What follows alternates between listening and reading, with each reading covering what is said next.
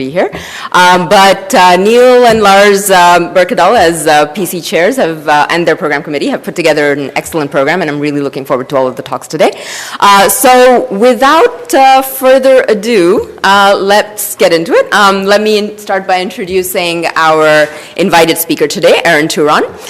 So Aaron received his PhD at Northeastern University, where I had the pleasure of serving on his thesis committee. So his dissertation on scalable concurrency, which dealt with design, implementation, verification of scalable concurrency, won the SIGPlan's John C. Reynolds Dissertation Award last year. And it really is, having read this dissertation, because I was on the committee, it really is a fine piece of writing. So if you're interested in scalable concurrency, I highly recommend reading it. I know people run away from writing theses, but this is a really fine piece of writing. Since then, Aaron did a postdoc at Max Planck Institute for Software Systems for a year, where he continued working on verification of fine-grained concurrency in the presence of weak memory and so on.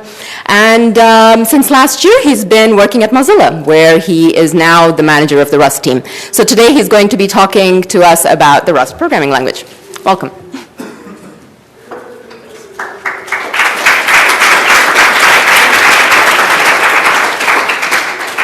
Hi, everybody. I'm super excited to talk to you about Rust today. So I actually wanted to start out with a question, sort of before diving into what Rust is. You might ask, why is Mozilla making a programming language? That may seem like a sort of odd choice. So I wanted to talk a little bit about sort of the context in which Rust was designed and the needs that Mozilla is trying to meet with it before talking more in detail about the language. Right, so as you probably all know, Mozilla is the maker of the Firefox web browser. And web browsers are sort of an interesting piece of software. They're sort of like small operating systems, right? They need a lot of control over the hardware because browsers compete often on performance, responsiveness, right? So Chrome, for example, ended up gaining quite a bit of market share by feeling lighter weight, by being able to render pages more quickly. But then at the same time, browsers are sort of the gateway often between you and a bunch of untrusted code that you're downloading from the internet. So they're both, at the same time trying to maximize their use of hardware at a low level, but also somehow trying to safely execute code that's coming from arbitrary places on the internet. And this is obviously a recipe for disaster, right? So the state of the art here is that all mainstream browsers are written in C++ because basically, because the browsers are competing on performance, they really cannot afford to give that up, and C++ is really the only way sort of in prior years to get the kind of performance you need and some level of abstraction. And then on the safety front, they just do the best they can, fuzz, patch things up after the fact, and so on. So all of that leads to Rust. So the reason that Mozilla started investing in Rust is basically to change this equation, to try to make a new systems language that can give you performance and control on par with C++, but doesn't have the safety liabilities that C++ has, right? So safe systems programming. And Rust was developed basically from the beginning, hand in hand with a new browser engine called Servo that's written basically entirely in Rust. And in addition to sort of everything I've said so far, it's also trying to take advantage of multi-core for parallel layout, which it's part of the sort of control thing, trying to make the browser more performant. So that's the broad context. We want a language that can compete with C++, sort of has C++'s strengths, but gets rid of some of its drawbacks. Okay, so that all said, I want to delve a little bit more into what I mean by control and what I mean by safety in this context. So let's start with control. So it's probably a long time since many of you have programmed in C++, so let me give you sort of a refresher of some of the basics. So C++ has a high degree of control over memory layout, for one. So when you do something like allocate a vector, what's actually going on is the sort of metadata for the vector, the pointer to the data on the heap, information about the length and capacity of the vector, that's all allocated directly on the stack, right? So there's no indirection just to get to that metadata, and you're guaranteed that this is going to live directly on the stack. That's a very cheap allocation. And then the data itself lives just one pointer indirection away on the heap. And in this case, we have a vector of strings. Strings are themselves arrays, and so the same pattern repeats, right? Each element of this vector is actually, these same 3 pieces of data for a string, and so to get sort of from the stack to actually the bytes of the string, you only have to hop 2 in directions, right? And all of this, as a C++ programmer, exactly what's happening. You can predict that things are going to be laid out in exactly this way. Okay, another thing that C++ provides is lightweight references. And what I mean by that is you can get a pointer to just about anything. You can get a pointer to a particular element of a vector, to a field of a data structure, so on and so forth. So you have the ability to talk about sort of the interior of data structures in a way that higher level languages often don't let you do. And then finally, there's something implicit going on here, which is at the end of this code, sort of depending on what's happened, if we drop this vector on the floor, then it's automatically destroyed for us, and that destruction is statically known, it's deterministic. There's no garbage collection, there's no runtime aspect here. We can just look at the code and say, okay, at this point, the data is going to be deallocated, right? So this is a flavor of the kind of control I'm talking about. You can select the layout you want, you know when things are going to be allocated, you know when they're going to be cleaned, et cetera. Another aspect of this that's very important for C++'s design is the notion of a zero-cost abstraction. And that's sort of implicit in what I was just showing you with vectors, but the idea is you need abstractions to be able to build software at the scale of a web browser, but you can't afford to pay for abstractions. You need them to optimize back down to something as good as you might have written by hand, right? And so if you contrast what I just showed you, this sort of vector and string abstractions, to what you would get in a language like Java or many other, safe higher level languages, here you can see we're paying for the abstraction. We have many more levels of indirection because in Java basically everything is a pointer to an object, right? And so there's not this notion that we can allocate a vector on the stack. The stack is not even a thing. And those abstractions make it are nice in Java. You get garbage collection, you get to work at a somewhat higher level, but they come with a cost, and that's not acceptable in this context. And I've been focusing a lot on memory layout. This is just the tip of the iceberg. You also want control over when things are dispatched statically versus dynamically. You might want to do, so in C++ there's template expansion.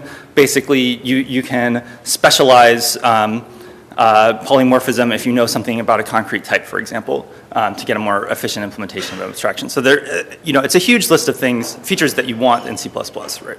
That Rust needs to support. But then the flip side is you want to provide all of these features while also guaranteeing some kind of safety. And this is, of course, where C++ really falls down. So going back to the previous example, here now I've got this reference, lm, into the interior of vector. So that means it's pointing directly to some data on the heap.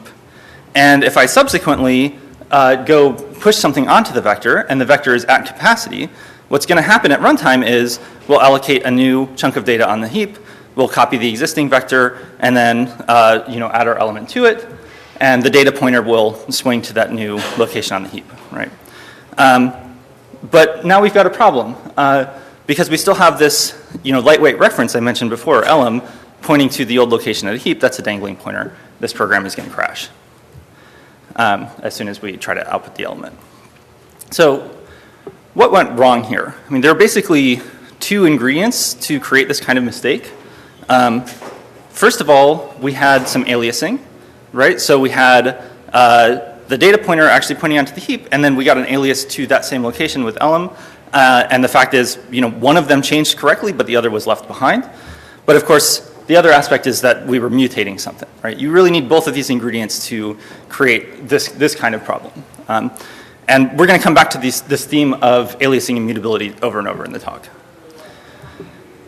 So you might still wonder, isn't it possible to use something like a GC, if you're very clever, to get the kind of control you need without these safety vulnerabilities?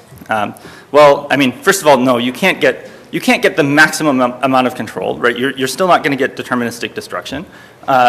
You're still unlikely to get as much control over layout and memory, but also a GC has all kinds of requirements on the runtime of a piece of software. So it restricts the kinds of places your language can go. So for example, Rust ends up getting used in places that C would get used, and it would be very hard to do that with a language that bakes in a GC. So these are sort of obvious reasons, but I think actually a much more interesting reason that GC isn't satisfying is that it only solves some of the problems you might be interested in solving. So there are lots of other bugs that I want to claim are related to the memory safety problems I was showing. Things like iterator invalidation. So you're looping over an iterator and then you mutate the iterator. And maybe that doesn't result in the use after free, but it still results in a bug. Or data races, something I'll be talking a lot about in the talk. Garbage collection doesn't give you any help with either of these, right? All it's doing is making sure that if you have a pointer somewhere in the heap, that data is going to stay alive until your pointer goes away. So that's the context. Rust originally tried not to do any new research, in a sense. There's a lot of great research out there on exactly this kind of problem, so Cyclone being sort of the most obvious example. Of course, at Mozilla, we know the strengths of C++ very well. We know what we want to borrow from it. And then languages like ML and Haskell also have a lot of great ideas that we want to use. So in a sense, Rust is not new, it's just borrowing a lot of ideas from these other languages, although making it work in practice does require a fair amount of certainly engineering work, but also some new research insight and sort of tuning all of these features to work nicely together. So since most of you are PL experts of one variety or another, I'll just give you the quick laundry list of what Rust is, and for some of you, you could go home at this point, you know exactly what the language looks like. So most importantly, Rust's type system is an affine type system, right? So it's substructural. It has a notion of ownership. Every time you pass a value around, you're actually transferring ownership of that value. But on top of that affine type system, it has a whole system of borrowing that's based on regions. And I'm going to spend most of the talk talking about that, so I won't dwell on it too much here. It also has C++ style destructors, like I mentioned before. Then borrowing from Haskell, it has something we call traits, which are very similar to Haskell's type classes. We use them for both static and dynamic dispatch. So you can kind of choose in any given scenario whether you want to use parametric polymorphism or whether you want to use dynamic dispatch, but either way you're still using traits. You can use them to define new kinds, which I'll touch on a little bit at the end. Borrowing again from C++, we have smart pointers. So for example, if you want to build reference counting, you can do that in a library. That's just a wrapper around a pointer with some extra smarts. And then there's just a whole list of the usual things that you expect in a higher order programming language with effects, type inference, algebraic data types, pattern matching closures, etc. So that is Rust for the PL wonk. But as I said, I'm going to spend this talk mostly focusing on the core system of ownership and borrowing, because I think that's where we've done the most interesting work.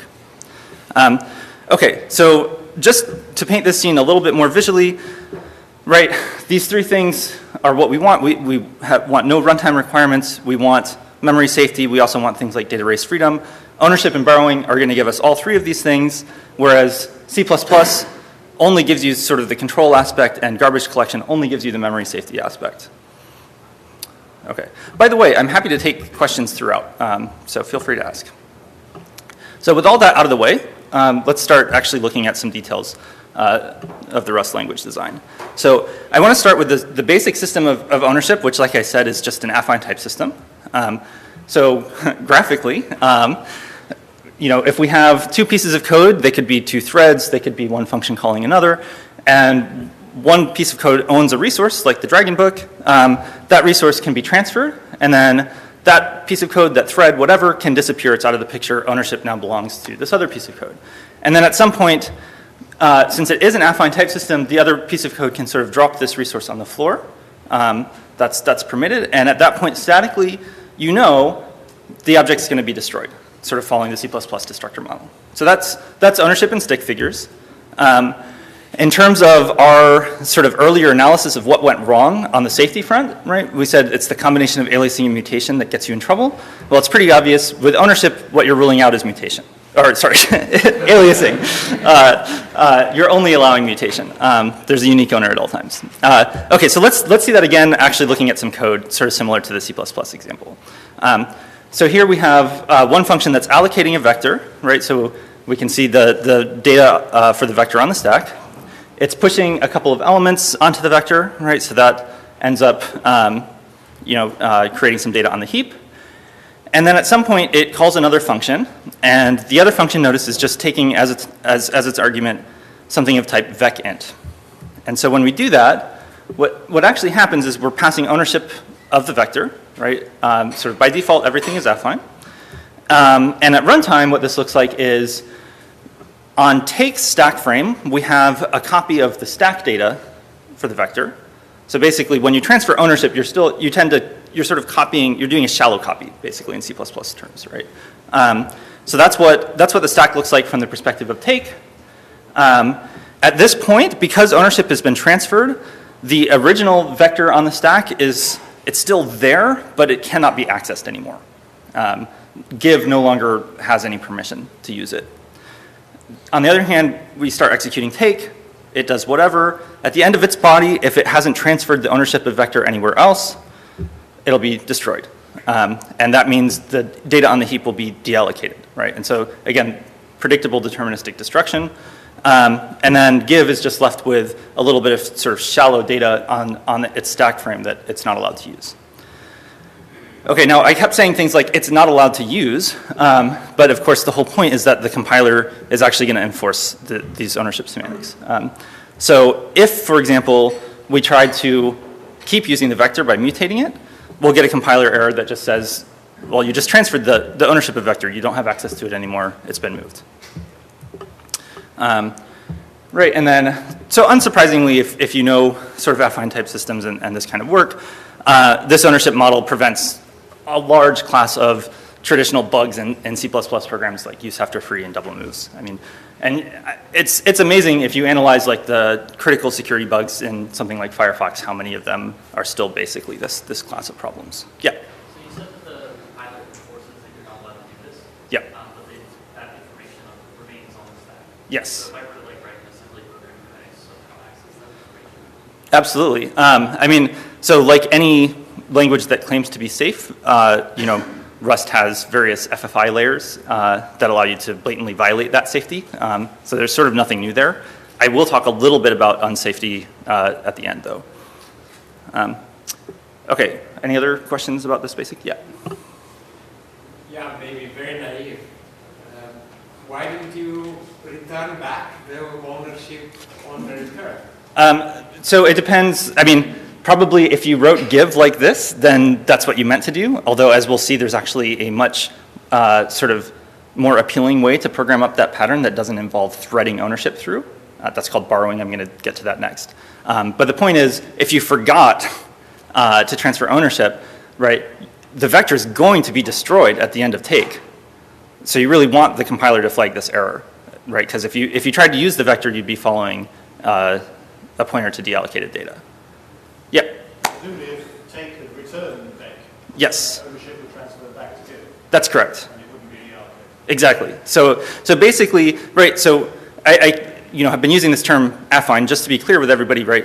So in terms of substructural type systems, you have affine type systems and linear type systems, and the difference between them is, are you forced to use a resource in some way, or are you allowed to drop it on the floor?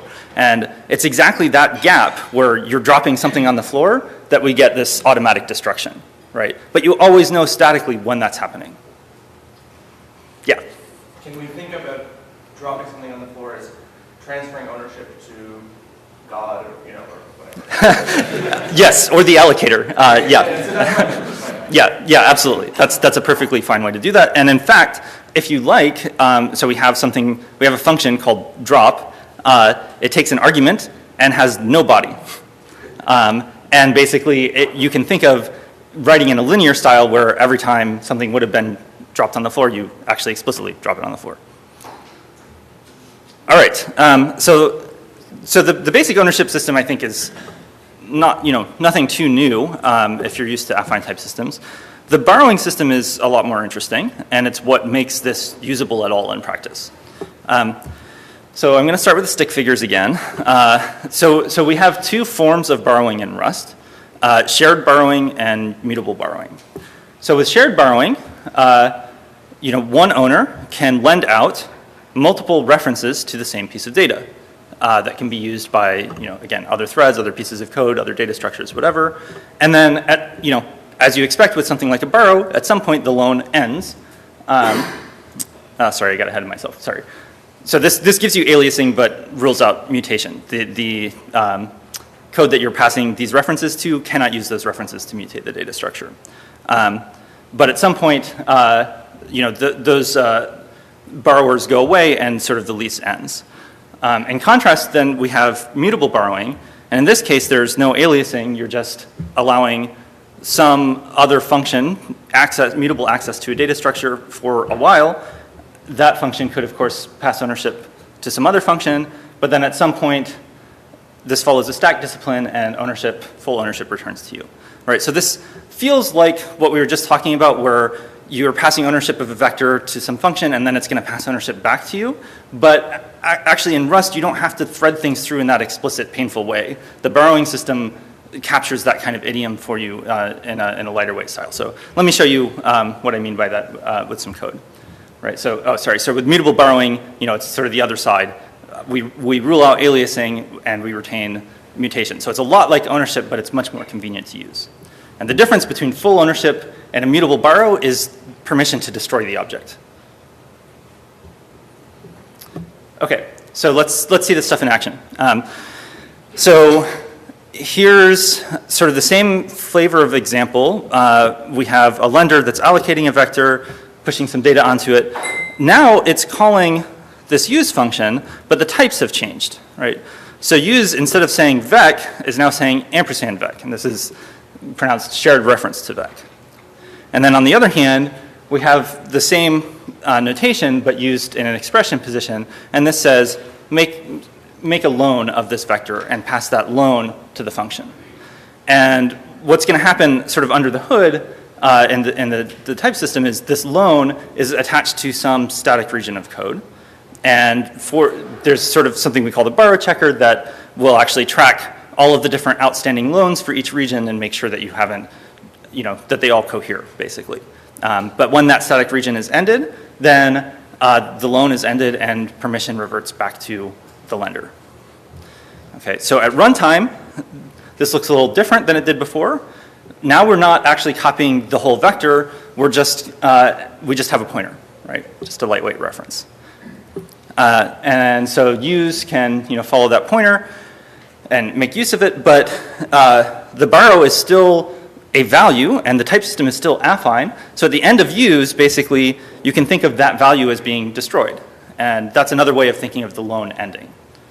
Right? But again, what the value in question here is just a pointer. It's not the actual ownership of the vector. Okay. So as I said before, shared references are immutable. So if the body of use involves mutation like this, in any of the myriad forms that you can get it, the type checker will complain. It says basically you don't have that level of access to the data structure. You only have a shared reference to it. This is a lie, sort of. So what I'm showing you is the core type system, and in fact, it is the whole type system. But to make that scale up to everything you want to do in practice, you need to be able to safely bend the rules now and again. And I will come back to that point later. But I would say this has worked out really well for us, that we have a very simple core type checker and very controlled ways of breaking that discipline and then sort of reintroducing it at another level. So I'll come back to that later. Okay, let's talk about mutable references now. So here we have just a simple function that's going to copy from one vector to another. So it's taking a mutable reference to the target vector. And because of that, it's allowed to call push on that vector. Right? It can mutate it. Okay, so again, looking at what happens at runtime, now we have from and to are both pointers to something else already on the stack, wherever the vector is. And then as we iterate, we have this elem pointer that's looking directly at the heap data. And as we go, then we'll grow the 2 vector as we go through each element. Okay, but there's an interesting problem here, namely, what happens if a caller passed the same vector for from and to? Well, when we go to push that first element onto the 2 vector, maybe we're out of capacity and we have to allocate some new data on the heap and copy it over. Okay, that's fine. So now we pushed it onto that new data, but now when we go and do another iteration, we're going to have this dangling pointer problem, right? Very similar to the first problem I showed you, but this time arising in a much more subtle way, right? Like this code sort of at the outset looks pretty reasonable, but a caller can make it do very bad things. So, of course, Rust has to rule this out. How's that done? Well, if we tried to construct a caller that created this problem, so it has some vector and it's passing in that vector for both arguments, what it's doing is saying, I'm going to take a shared borrow of the vector, and then I'm also going to take a mutable borrow that's valid for the same region. And that's not allowed. Right, so remember what I said, that with mutable borrowing, you can't have aliases. Shared borrowing you can, and the borrow checker is responsible for checking these aliasing properties, right?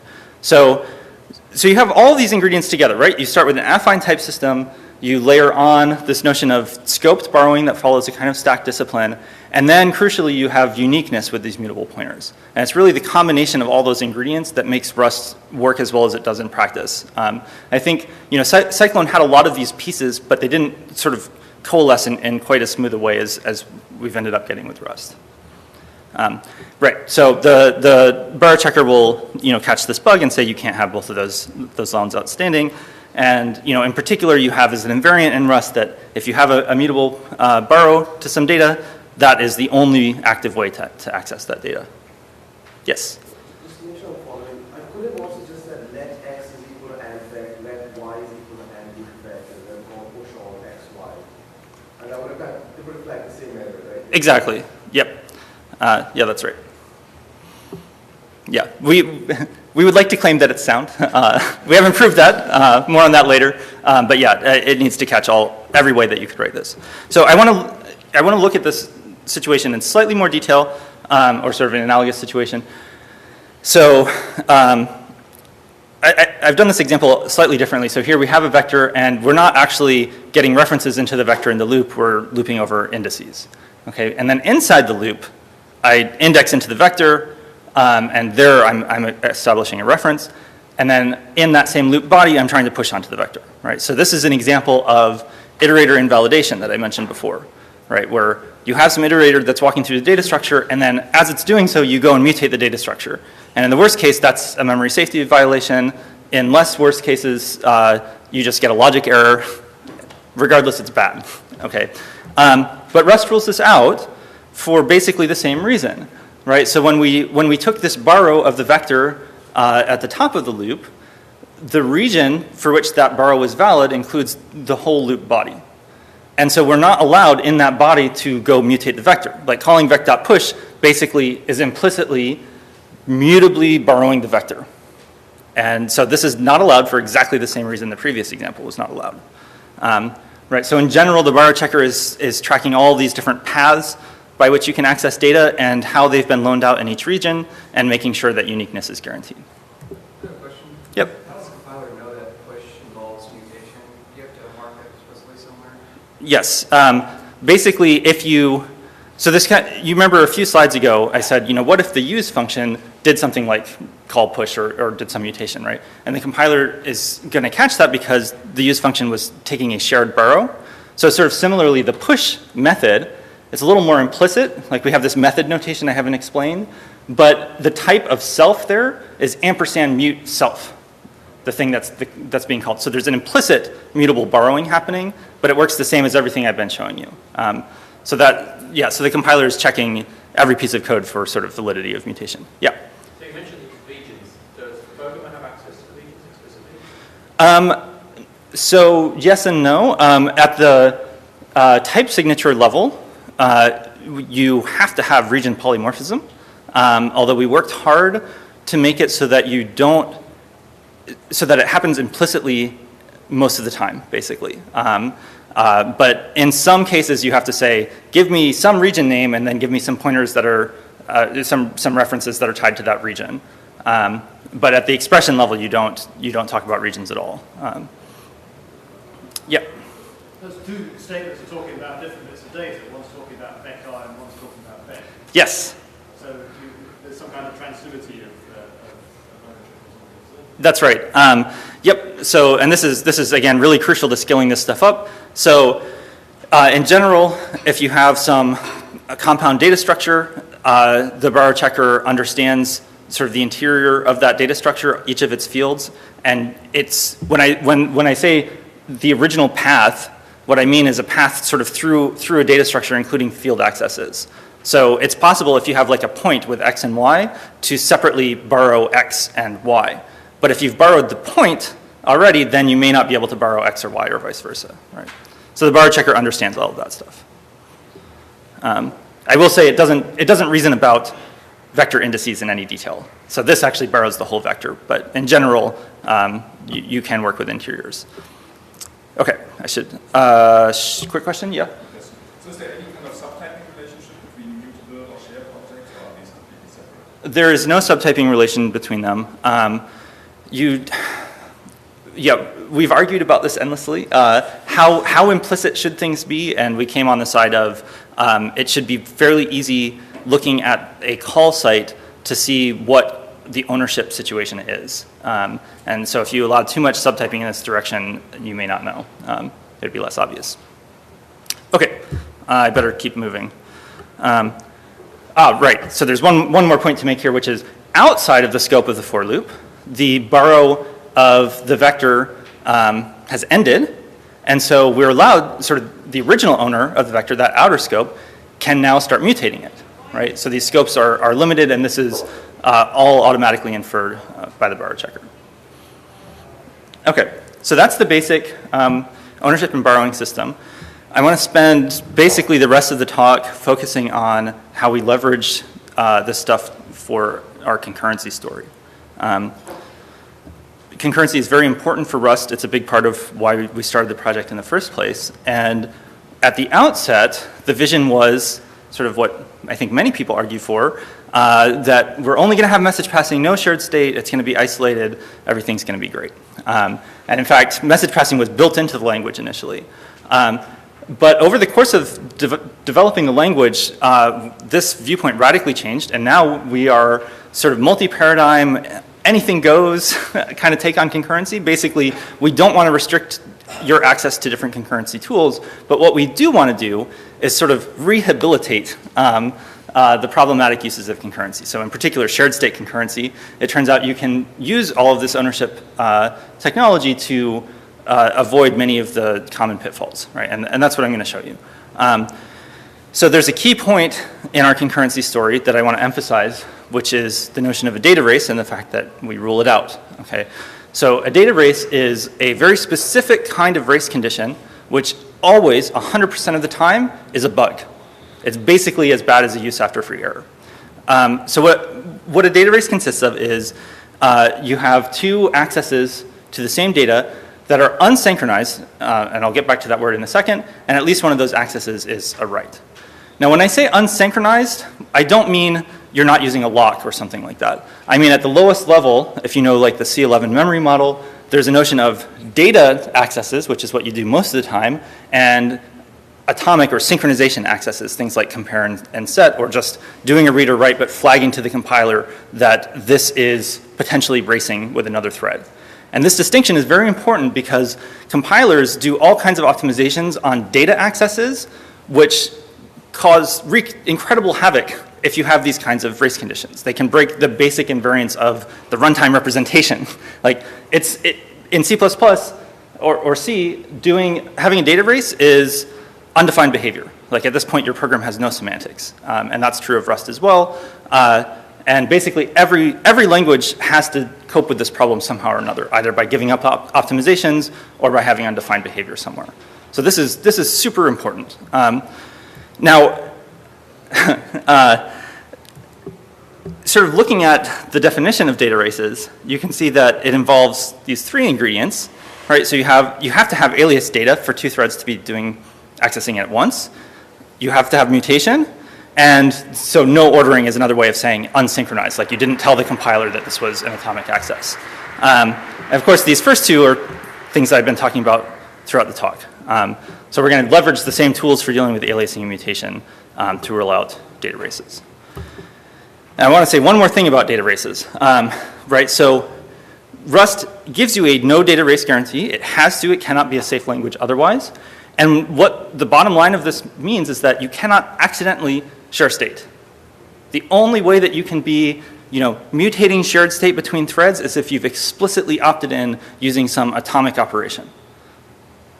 This is huge, right? One of the basic complaints about shared state concurrency is it's so implicit, but that's not the case in Rust. It cannot happen implicitly in Rust. It always involves an opt-in, and that's what you get from this data race freedom property. Okay, with that all out of the way, let me show you how we model a couple of traditional concurrency paradigms in Rust. So I'll start with message passing, because Rust actually has an interesting story there. So we use just basic ownership for message passing. This is essentially the same picture I drew at the beginning, where you have a thread passing data to another thread and ownership is being transferred. Now the other thread no longer has access, and then you can transfer ownership of something else back, right? This is the vision that people have had around message passing and isolation for a long time, but with Rust you can actually statically check it with the type system. You actually know that ownership is being transferred and that you're not going to get races by accessing the data you just passed to another thread. So how does this look? Here's just one example. I should mention, everything I'm showing you in these slides is built as a library abstraction. None of this is built into the language. So this channel is just a library. It gives you a transmission side and a receiving side. Those are basically just pointers to some heap data that stored the actual queue of messages. Then here we're going to spawn a thread. The move keyword basically means transfer ownership of everything in the closure. What is the closure? Well, let's say in this case we're allocating a vector and sending it. And notice though that we mentioned this TX side. So what's actually happening is we are moving ownership of the transmission side of the channel to the other thread. So we can only receive, the other thread can only send. Okay, so then when that other thread starts executing, it's going to allocate a vector on its stack. At some later point, it's going to transfer that data. And of course, what that means is the same thing it always means, right? Whenever you're passing data around and transferring ownership, it's a shallow copy, right? So the vector is pointing to some data on the heap. That data stays put, but we copy just the metadata about the vector over the channel and get it to the receiving end, right? And so now it has a stack frame pointing to that same data. And so now you can see we still, at runtime, there's still these aliases floating around. Like the stack frame of the other thread still has this data pointer, but it can no longer follow it for the same reasons as all of the other examples I've been showing you, right? So by actually transferring ownership, you can ensure that that you're following the ideal form of message passing with isolation between threads. Any questions about that? Okay. So now let's switch to one of the other sort of classic paradigms of using locks to get mutable access. And this example is going to involve both ownership and borrowing. It's a pretty short example. So in Rust, we have a type for locks. Again, this is built in a library called mutex. And mutex is kind of unusual in that it takes a type parameter. The type parameter represents the data protected by the mutex. And the point of this is that Rust is going to guarantee you can only access lock-protected data by acquiring the lock. And this is all done via ownership transfer. Basically, when you create the mutex, you transfer ownership of that data into it. It starts in an unlocked state. When you acquire the mutex using mutex.lock, you get back a sort of ownership token, which we call a guard. I'm calling it just data here, which has a mutable reference to the data protected by the mutex, in this case just an integer, but it also has a destructor associated with it. And the destructor releases the lock automatically. And so what ends up happening here is you've sort of tied all access to the underlying data to this this data thing that we've extracted out, this guard, you can use it as a pointer, right, to mutate the data structure. But the moment it's destroyed, two things happen. The lock is released at runtime, and you've lost access to the data, right? And so in particular, when you are sort of using this as a pointer, what you're getting is a borrow. You're not actually getting ownership.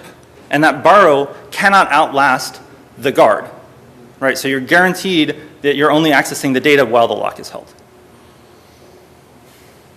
So this is a little subtle, right? There's a lot of implicit stuff going on here. So please ask questions if you have it, but yeah. No. So I can understand why you would say that. But remember, I had that asterisk a while back where I said I break the rules sometimes. So consider what it would mean if this was an ampersand mute mutex. That would mean it couldn't be aliased, and that's not a very useful mutex, right? So you have to, but this is a very good question. Like, you have to allow aliasing of the mutex to be useful at all. But something funny is going on here because we're clearly mutating the mutex to acquire the lock, right? So this is one example where the rules are being bent in a controlled way, okay? And so there are very specific. Basically, this involves the use of unsafe. I'm going to talk about this toward the end, and it's sort of breaking the rules. But mutex, involves sort of internal synchronization, and the whole point is a mutex provides mutual exclusion. So the borrows that you're getting out sort of maintain all the same properties that you expect of borrows in Rust. Like, you're going to get an ampersand mute pointer to an integer out of this thing, and when you have that, you're the only thing that has it. There's no other thread that could have that same reference. So you still get the uniqueness property. Yeah? You said that you showed that this gives you access to data, get access to the mutex via data. The important thing is it prohibits access to the mutex by any other means. Yes. So I'm adding one integer through the mutex, but I'm better not access it by other means. Right. So data is doing a couple things, right? Data actually, or I should say, like, this lock method is taking a borrow of the mutex. Well, no. Actually, let me take that back. So because we have a shared reference to a mutex, that's an example of data that is actually copyable. Like, we could have multiple aliases. So in principle, nothing prevents us from trying, while we hold the mutex, from trying to access it again. But of course, at runtime, that's going to just result in deadlock, right? So nothing bad will actually happen, right? So that's another way of saying this. Like, mutex is bending the static rules a bit, but it's doing that by having some dynamic checking, right, of actually acquiring the lock and blocking if you can't. Okay, for the sake of time, I better keep moving. So I wanted to show you one other example. Like I said, there are many, many paradigms you can code up in Rust. Here's one that might be familiar if you've seen deterministic parallel Java, for example, where we have some data structure that we want to sort of split up between threads, and each one is going to mutate, but we know that there won't be race conditions. Right, so of course, classic example is something like a quicksort algorithm. Here's how you might code it up sequentially in Rust. And there's a key point here. You come in sort of owning this whole vector, and now what you want to do is actually break that vector into two slices. So a slice is sort of a view into a vector in Rust. And so we have this function split at mute that does exactly that. And so you get these two mutable references out, less and greater. Okay, this might seem obvious, but it's actually very interesting if you look at the signature of this method. This ampersand mute self, it's talking about the vector here. We're taking one mutable reference and getting back two mutable references, right? And this sort of goes back to the earlier discussion of, sort of how does the interior of a data structure look to Rust? So we're basically saying, if you have a pointer to a compound data structure that's unique, you can trade that for pointers inside the data structure, each of which is unique, as long as you know they don't overlap, right? This is not a built-in function. This is another example of something whose implementation uses unsafe, but you can sort of verify to yourself it's never going to violate the rules because I know it's breaking the vector into these disjoint pieces, and you sort of wrap that up as a safe abstraction. Yeah. Sorry, I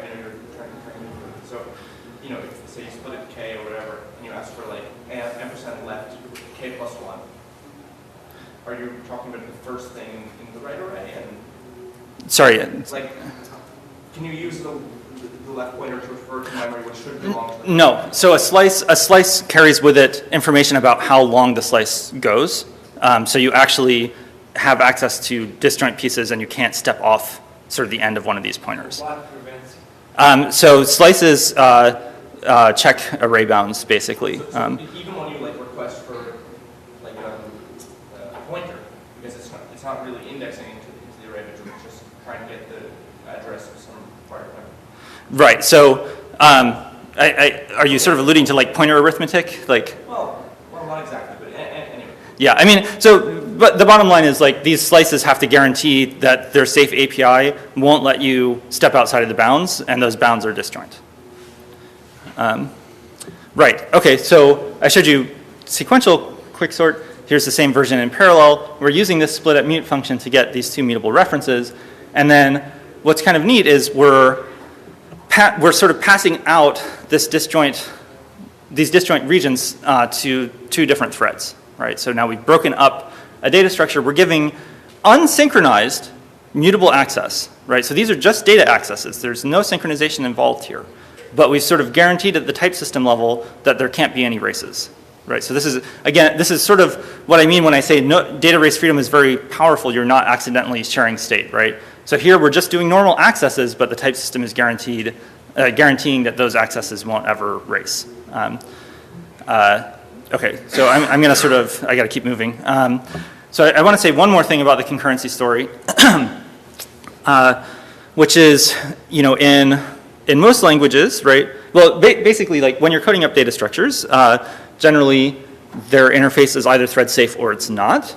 And in most languages, you know this by looking at the documentation, if there is any, for that function. So in Rust, we sort of had to do better to provide the guarantees we're talking about. So for example, the channel type provides a send method, right, which has some type parameter t here, and that type parameter has a bound of send. Now send, I haven't really talked about traits very much at all. Send is just a trait. It's defined in a library. And I mentioned before that we have user-defined kinds, right? And a kind is basically just a trait without any methods. It's just sort of marking a type as I am sendable in this case. But the cool thing is that that's a compositional property. So if you have a data structure, all of whose fields are sendable, the data structure itself is automatically sendable. So that's where you're getting some magic from the language here. Okay, so the really interesting thing is this is enough to have a strong barrier against passing thread unsafe data across a thread boundary, or otherwise creating aliases across threads. So an example of this is we have two reference counting types in the standard library, arc and RC. And the difference, the A stands for atomic. So RC just uses normal data accesses to increment and decrement the reference count, whereas arc does a lot of fancy stuff involving fetch and increment and like hardware atomics and so on. And so as you'd expect, arc is more expensive because it's using this hardware synchronization. And so where you can get away with it, you'd prefer to use RC. But RC is not thread safe. If you pass an RC across a thread boundary, you could create a data race. Arc is marked send, RC is not send, and you're good. You can basically get away with some things that would be very risky in C++. Like basically, in the C++ world, RC is just way too dangerous, and people use arc, right? So that you can afford to make mistakes, basically. But we can be more aggressive in Rust and know that there's a safety net, essentially. Now, I don't have time to get into like how it is that the soundness of these send annotations is maintained. It's pretty interesting. I'd love to talk offline about that. But this is definitely a key part of the story. And so, of course, I mean, concurrency is kind of my passion. So there's a lot of active development for concurrency in Rust. But the key point is that all of the paradigms and libraries we're trying to build have to guarantee this data race freedom property. And that's how we sort of rehabilitate shared state concurrency. Okay, so as promised, I have to expose the lies I've been telling you. So Rust has the ability to break out of its safety rules when necessary. Now, every safe language has this, right? If you can talk to C, basically, you have unsafe in some form, right? But in Rust, it is a little bit more predominant, and it's not just used for FFI. It's used for building up a lot of these basic library abstractions. So in Rust, we have an unsafe keyword, and the code inside unsafe is allowed to do a few things that normal Rust code can't.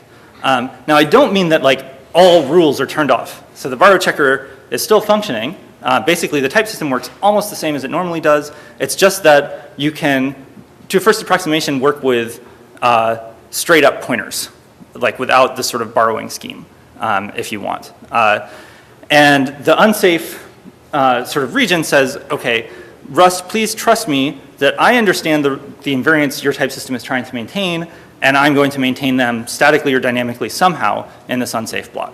Right, and so typically, what this means is we have some abstraction, be it a single function or a whole module, and that function is exported as a perfectly safe Rust function, and it has to guarantee that for any inputs it gets, the unsafe blocks inside cannot actually violate Rust's invariants.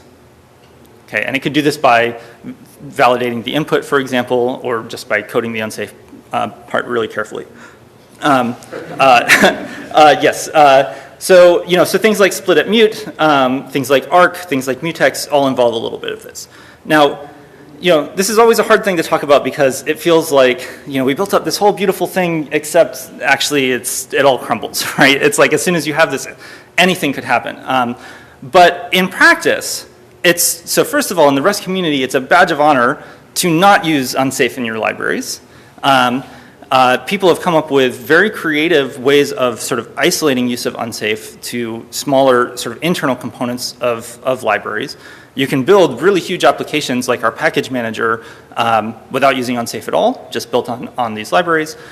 And even when you do use unsafe, it gives you a place to do your audits, basically. So it's not like C++ where any line of code could be causing any kind of crazy problem. You know where to look, right? Yes, you have to check this stuff super carefully, and yes, we've gotten it wrong and had crashes as a result, and that's just a fact of life, right? This is a very pragmatic decision. But the fact that you can usually seal these behind abstraction boundaries, and then once you've sort of gotten the kinks out of arc or mutex, then you've sort of extended this power of safe Rust without actually having to extend the language, right? Just by doing it in the library. So I think it's worked out really well in practice. I guess I should take a question on unsafe. Does anybody have questions? Yeah. Yes, since you can have data races inside unsafe blocks. Yes. That means you have to define the memory model. Indeed. So are you able to do that in a formal way? I was with you to the end. So the Rust basically inherits the C11 memory model. We use LLVM as our backend. And so there's a pretty clear correspondence to Rust code and what LLVM is going to do, and sort of LLVM follows the C11 memory model, we think. We don't include, so it's all of the C11 model except for the consume mode on weak atomics. So I should say little of Rust is formalized, or like even informalized. There's a ton of work, and I hope many of you actually will help join in on the effort to specify Rust in prose or better. But anyway, the intent is to follow C11 and try not to tie too much to LLVM if we can. Other questions? Yep. So in Haskell recently, they introduced this safe Haskell thing. So whenever you're doing unsafe stuff, it actually says, oh, hey, these are the libraries you have to audit. Like the compiler can tell you where to audit rather than actually having to look through the code. Is there anything like that here, or is it just you have to grep for there is stuff like that. So we have a whole system of what we call lints in the compiler, and so you can actually, there are lints around unsafe where you can say, I want this piece of code not to be able to use unsafe at all, and people have written tools that will do exactly what you're saying, basically point to all the places that unsafe is being used. In practice, unsafe is a kind of leaky thing. Like generally, you might be able to get away with writing unsafe around just one line of code, but the assumptions you're making in that line of code probably leak into the entire module, right? Or whatever the abstraction boundary is. So essentially, if unsafe is used anywhere in a module, you really need to look at that whole module pretty carefully. Well, and so part of the reason why I was asking is that with safe Haskell, there's, this is definitely safe. Like they don't do the unsafe whatever stuff. And then things which are unsafe, you can sort of mark as being trustworthy or not. So you could say, oh, well, these are the standard libraries that ship with Rust, therefore I trust that the Rust developers know what they're doing.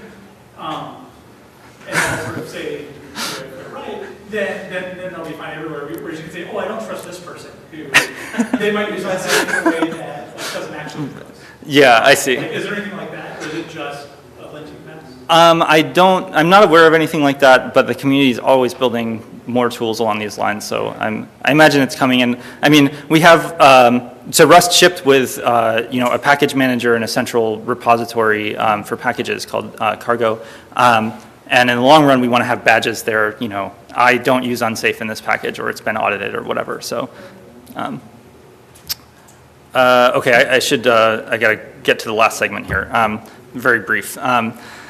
So just switching gears a lot, so one of the things that makes working on Rust very exciting, as a researcher is it's definitely poised to have an impact on mainstream programming. People are very excited. We're talking to early production users at major companies. It's super exciting. A big part of that, of course, is building a community around the language. And so I just wanted to say a few words about what that looks like from the Rust side.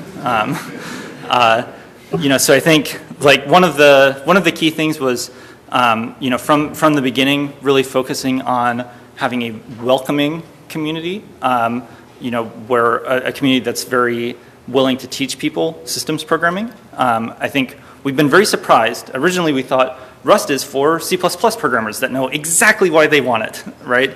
And that's true.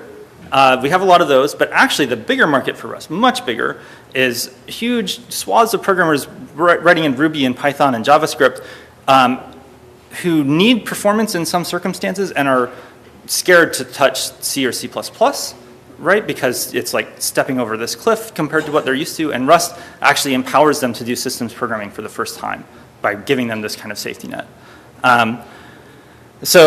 Another aspect, of course, is that Rust was developed very much in the open, so you can go to our GitHub repository, you can go to our mailing list, you can see the entire history of the language as it was developed. So for example, we have an RFC process, request for comments, that every major change to the language or standard library goes through. Right, so like this is an RFC for extending a substantial extension to the trait system. We have RFCs around typing rules, and when I say typing rules, I mean it. And although, we have a community that goes well beyond academics or people with this kind of formal background, people still read this stuff and find holes in it. And that sort of open process has been essential to sort of iterating on this design and figuring out how to put these pieces together that have been known in the research for quite a while into something actually usable and scalable. And finally, I'll sort of leave with a key point. Like, I think one of the reasons that Rust is poised for success is that over all these iterations, we've gradually found Rust's key value proposition, the thing that really makes it different from anything else that's out there. And that's sort of captured in these slogans, right? The last one, I've talked about basically all of these. Stability without stagnation just refers to our process of developing new features in an iterative way without sort of committing to them right off the bat. I can tell you about that offline. And then sort of, as I alluded to, like the big message here is that you can do systems programming. Sort of no matter where you're coming from, Rust has your back. And that turns out to be a really powerful message. So I think I'll leave it at that. Thanks.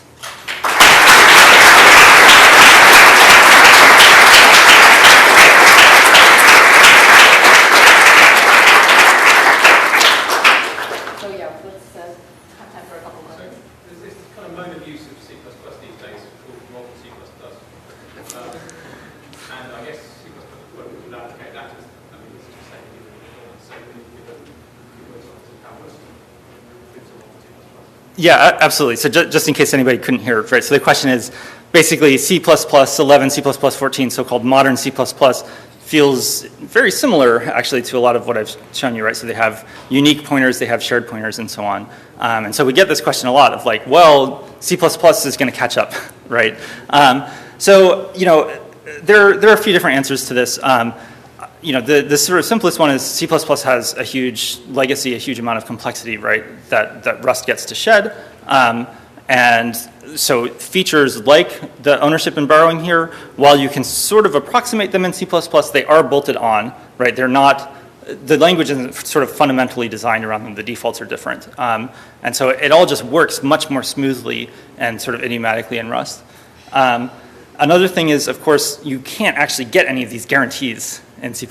And in particular, the way that we are able to seal up unsafety with an abstraction boundary, I think is the only way we can scale. And I think it would be very hard to do that in C++, to ever guarantee, no matter what you do, you can't sort of violate the safety of this abstraction. I think you really need type system support to do that beyond what C++ is giving you. So the affine typing is mainly used for sort of managing aliasing, borrowing stuff. Is it possible to do other kinds of substructural typing abstractions like session types? Yes. So there's actually a paper being presented at WGP, like next, doing session types in Rust. So if you've seen, basically, if you've seen Jesse Tove's thesis, which I highly recommend, you know, one of the things he shows is that with a, you know, affine type discipline built into a language, you can, as libraries, built up many abstractions that give you guarantees beyond just pure affinity, things like session types. So, and it's amazing what the community has done with these tools. There are many, many functional curls sort of waiting to be written coming out of the Rust community. You know, and I think what's been surprising to me, sort of coming from an academic perspective, is, you know, most of these people have no formal training, you know, in PL theory. But they really deeply get the affine type system, and they're doing incredibly creative research with it, honestly. So it's great. All right, last question. You said that traits are kind of like type classes, and then you snuck in the negation of a trait. What was that thing? Right. So currently, that notation is very limited to basically these traits that are acting as kinds. So cases where a trait is just marking a type as having some attribute, but not actually giving you access to any code or anything like that. We have looked at a more general, you know, implement this where it doesn't have this trait, implement this where it does have this trait. And basically, it's very easy to create sort of incoherence that way. So we're hoping to avoid it if possible. But yeah, I'd love to talk to people about the trait system afterwards. It's pretty interesting. All right. So with that, let's thank Aaron again. And